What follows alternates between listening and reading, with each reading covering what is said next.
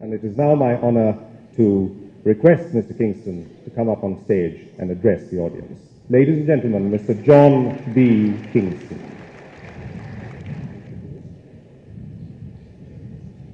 Ladies and gentlemen,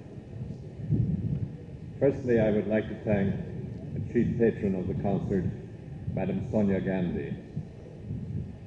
And then I would also like to thank His Excellency, the Lieutenant Governor of Delhi, and Mrs. Dave for gracing us with their presence here this evening.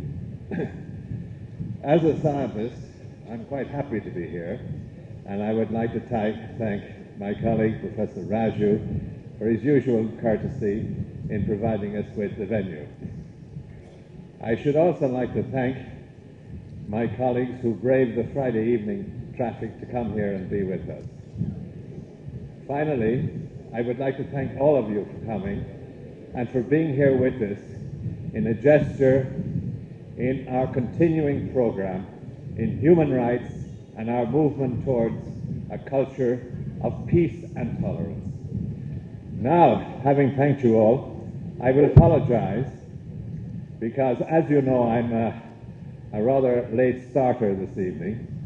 And I will first apologize because I speak with such a marked accent in English, and I hope you'll all forgive me for that. Secondly, I apologize for my colleagues, oh, I'm getting his disease, for my colleagues in this position, Hans von Sponeck, who very much regrets that he can't be here this evening. Perhaps it is salutary to say that it was in a sister institution that we began this program on HIV/AIDS 2 years ago. And at that time, we were graced by the Minister of State for Education and Culture, Kumari Selja. And at that time, we spoke about statistics, or as my father-in-law would say, statistica. But those statistics are here with us, and there's nothing much we can do about it. We are talking today more about love, tolerance, and the culture of peace, the understanding of people who are sick and who are ill, and also understanding why people find it difficult just to try and understand what it is like to suffer and be an HIV positive person.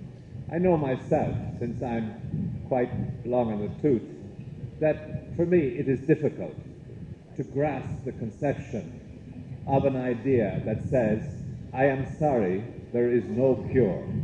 However, as a scientist, I believe that we will find a cure, but it will take time.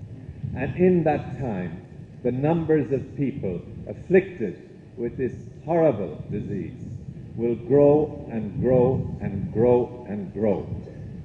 And we, in the meantime, must succor them, must look after them, must understand them. We mustn't create new viruses.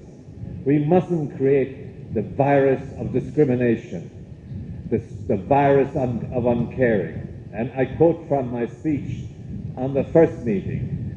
I quote the famous, immortal American philosopher Mort Sahl when he said, I don't care what you do with the atomic bomb, so long as you don't drop it in my neighborhood.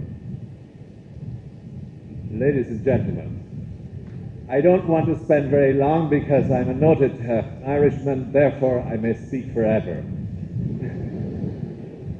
So let me just say, let us come together. Come on, let us come together. Let us try and understand that unless we understand, people will suffer in silence. People will die underground because they're afraid to admit. They're afraid to put out their hand because they know that unless their families, their friends, their communities look after them, they will die the most miserable, lonely death. So tonight, to all of you young people, I say, thank you for coming. But if we are to do something about HIV/AIDS, it is you and I and everybody else who will find the answer. Ladies and gentlemen, I am pleased that the United Nations has decided to make this one of its center points.